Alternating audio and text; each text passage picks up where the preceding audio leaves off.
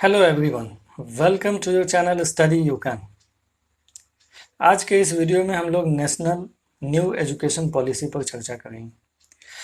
तो इसका जो मेन फीचर्स है हम लोग इसको डिस्कस करेंगे और इस वीडियो में मैं नई शिक्षा नीति की का जो मेन फीचर्स है उसको बहुत ही सरल भाषा में आपके सामने रखने जा रहा हूँ।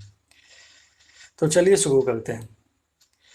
तो नई शिक्षा नीति नेशनल एजुकेशन पॉलिसी 2020 का मेन पॉइंट्स क्या है। तो इस शिक्षा नीति के तहत 6% ऑफ जीडीपी जो है वो अब एजुकेशन पर खर्च किया जाएगा। तो ये बहुत ही इम्पोर्टेंट एक पॉइंट है इस नई शिक्षा नीति का। अब इस नई शिक्षा नीति का टारगेट क्या है, what is the main objective या एम। तो इसका मेन ऑब्जेक्टिव है इंडिया को एक ग्लोबल नॉलेज सुपर पावर बनाना है। Its main aim is to make India a global knowledge super power. ये एक इम्पॉर्टेंट फीचर्स है।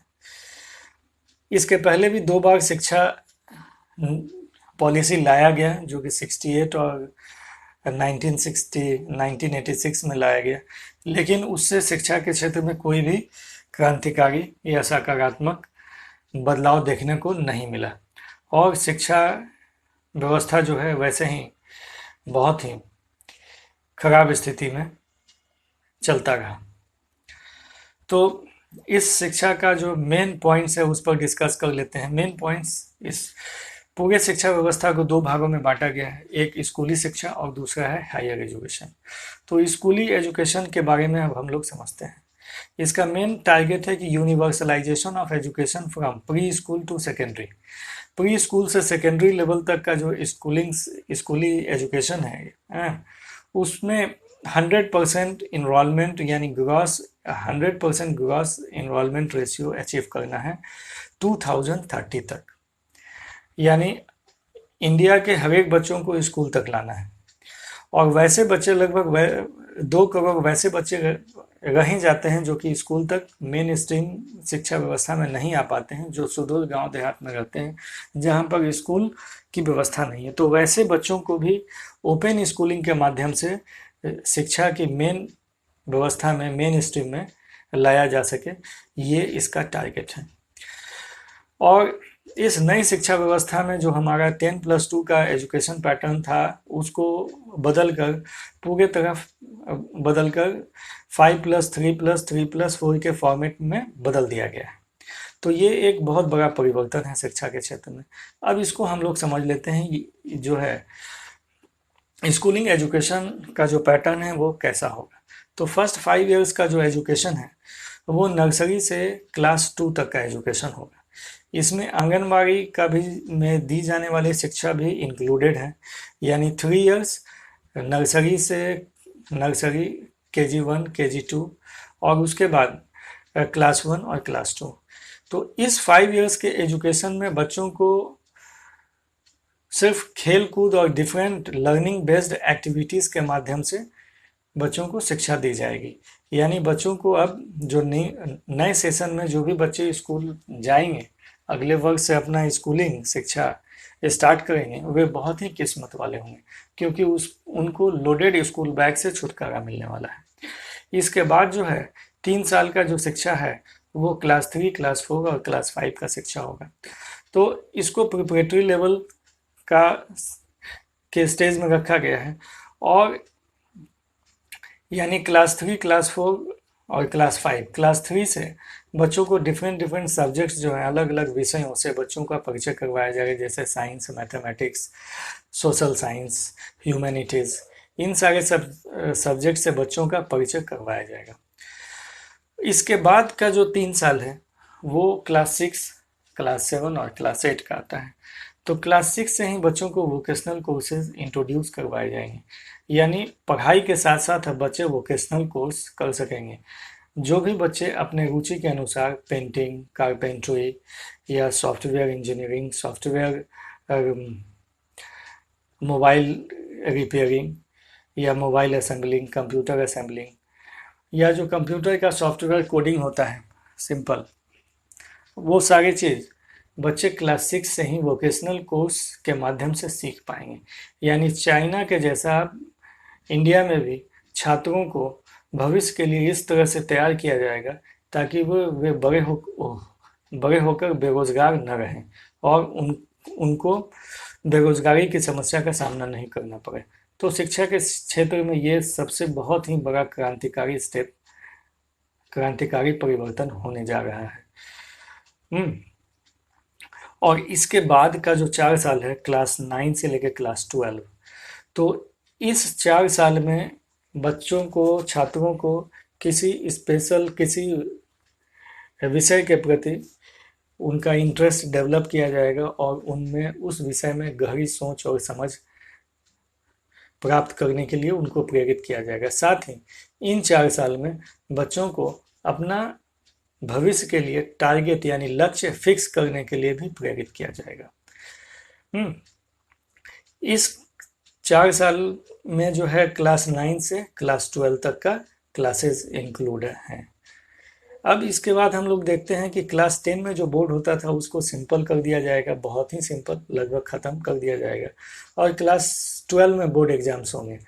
तो क्लास 10 और 12 के बोर्ड एग्जाम्स को काफ़ी आसान अब बना दिया जाएगा, और जो रटंत विद्या जो थी, रटने की प्रवृत्ति थी, उसको समाप्त करके किसी भी विषय के प्रति गहरी सोच और समझ प्राप्त करने की दिशा में बच्चों को प्रेरित किया जाएगा।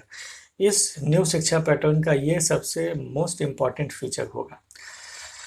फिर गवर्नमेंट और प्राइवेट स्कूल्स सभी को एक इंडिपेंडेंट अथॉरिटी के अंदर लाया जाएगा जो कि इन दोनों तरह के स्कूलों को कंट्रोल कर सकें और उनको सही दिशा दे सके। फिर जो पहले का जो शिक्षा पद्धति था उसमें मेन 3 स्ट्रीम्स रहते थे, आर्ट्स, साइंस और कॉमर्स। तो ये स्ट्रीम सिस्टम का द एंड हो गया है। अब बच्चे जो है, स्ट्रीम सिस्टम का कोई भी बाउंडेशन नहीं रहेगा। कोई बच्चा जो बायोलॉजी के साथ मैथ पढ़ना चाहता है या बायोलॉजी के साथ हिस्ट्री पढ़ना चाहता है तो वो भी पढ़ सकता है। तो स्ट्रीम सिस्टम अब खत्म हो गया है, बच्चे अपने रुचि के अनुसार सब्जेक्ट ले सकेंगे। तो इस न्यू शिक्षा पद्धति में ये जो सिस्टम के अकॉर्डिंगली, इस व्यवस्था के साथ बच्चे जो है ग्लोबल एजुकेशन के ग्लोबल जो शिक्षा है यानी पूरे विश्व के साथ शिक्षा के क्षेत्र में compete कर पाएंगे।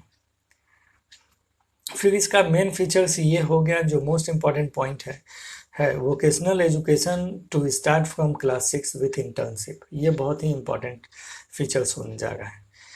अब क्लास 5 तक के बच्चों को मदर टंग या रीजनल लैंग्वेज में ही शिक्षा दिया जाएगा। उन पर कोई भी इंग्लिश माध्यम में पढ़ने का या कोई भी दूसरा लैंग्वेज ज़बरदस्ती इम्पोज नहीं किया जाएगा। तो ये भी एक इम्पॉर्टेंट फीचर्स है न्यू शिक्षा व्यवस्था का। अब मार्कशीट, रिपोर्ट कार्ड के जगह पर प्रोग्रेस कार्ड दिया जाएगा और ये मार्किंग सिस्टम भी अलग ढंग का होगा। इस मार्किंग सिस्टम के तहत बच्चों को, छात्रों को, जो उनके पढ़ाने वाले शिक्षक जो हैं वो मार्क्स देंगे। उन छात्रों के साथ पढ़ने वाले जो उनके क्लासमेट्स हैं, सहपाठी हैं, वे भी उनको मार्क्स देंगे और छात्रों को खुद से भी अपने लिए सेल्फ असेसमेंट करके मार्क्स देना है। तो ये रिपोर्ट कार्ड के जगह पर अब प्रोग्रेस कार्ड होगा और ये 360 डिग्री होलिस्टिक प्रोग्रेस कार्ड होगा। तो एक नई तरह का मूल्यांकन, बच्चों की प्रतिभा को मूल्यांकन करने का एक नया सिस्टम डेवलप करने की कोशिश की जा रही है और पूरे विश्व के लिए ये एक मार्गदर्शक के रूप में भी हो सकता है अगर ढंग से इम्प्लीमेंट हो जाए तो डेफिनेटली। अब इसके बाद हायर एजुकेशन की बात कर लेते हैं और हायर एजुकेशन में जो बैचलर डिग्री होगा अब वो 4 साल का होगा। तो इस डिग्री में, इस व्यवस्था में अगर कोई भी विद्यार्थी 1 साल पढ़ाई करके छोड़ देता है तो अब उसका पढ़ाई और उसका मेहनत बर्बाद नहीं जाएगा। उसको 1 साल पढ़ाई करके छोड़ने पर उनको सर्टिफिकेट दिया जाएगा।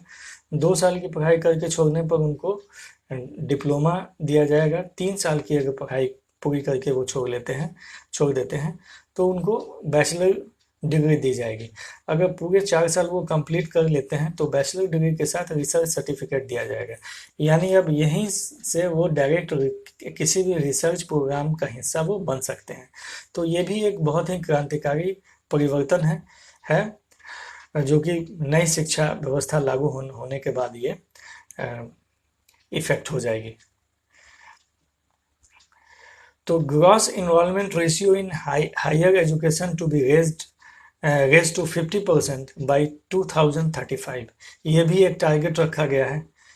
और current gross enrolment ratio in higher education है वो है जाकर 26.3% है, जिसको 50% बढ़ा के करने का टारगेट रखा गया है। नई शिक्षा व्यवस्था में एमफिल की डिग्री जो है एमफिल एमए एमफिल और पीएचडी की डिग्री को समाप्त कर दिया गया है। जो स्टूडेंट जो है 4 साल का अगर बैचलर डिग्री कंप्लीट करते हैं तो एमए जो मास्टर डिग्री होगा वो केवल 1 साल का होगा। जो ग्रेजुएशन डिग्री अगर 3 साल का करते हैं तो उनके लिए मास्टर डिग्री जो है 2 साल का होगा। तो ये इम्पॉर्टेंट फीचर्स एक है। फिर एकेडमिक बैंक ऑफ क्रेडिट्स बनाया जाएगा, जिसमें अगर कोई भी स्टूडेंट 1 साल अगर ग्रेजुएशन की पढ़ाई करके छोड़ देता है तो उसके जो मार्क्स हैं वो क्रेडिट्स जो है वो ट्रांसफ़र हो जाएंगे इस बैंक में। और 1-2 साल के बाद भी अगर वो किसी डिफरेंट सब्जेक्ट्स के साथ भी अगर वो अपना पढ़ाई स्टार्ट करना चाहें तो इस 1 साल का मार्क्स जो है उसमें जुड़ जाएगा, यानी उनका मेहनत जो है वेस्टेज नहीं जाएगा। हायर एजुकेशन में भी फिर multi disciplinary education and research universities at par with IITs IIMs to be set up. IIT और IIMs के लेवल में multi disciplinary education research universities भी इस्टेब्लिश किए जाएंगे। तो ये इसका इम्पॉर्टेंट मेन फीचर्स है।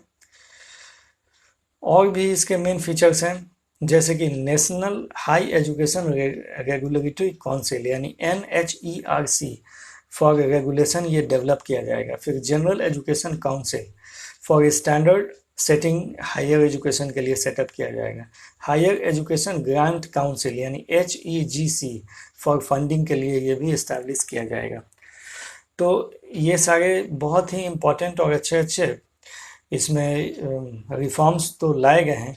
अब ये डिपेंड करता है कि गवर्नमेंट ऑफ इंडिया इसको भविष्य में कैसे इसका रोड मैप तय करती है और इसी पर इसका जो है सक्सेस भी डिपेंड करेगा। तो डेफिनेटली ये भविष्य में शिक्षा के क्षेत्र में एक क्रांतिकारी सुधार लाने की दिशा में ये बहुत ही अच्छा शिक्षा नीति प्रतीत हो रहा है। अब इसमें यह है कि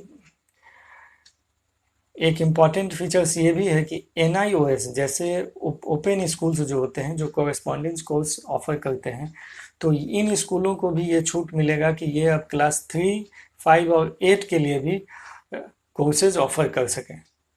तो ये भी एक इम्पॉर्टेंट पॉइंट्स है, क्योंकि पहले क्लास 10 या उससे ऊपर के कोर्स के लिए ही जो open school correspondence course offer करते थे, लेकिन अब ये क्लास 3 से ही ओपन स्कूल्स भी कोर्स ऑफर कर पाएंगे।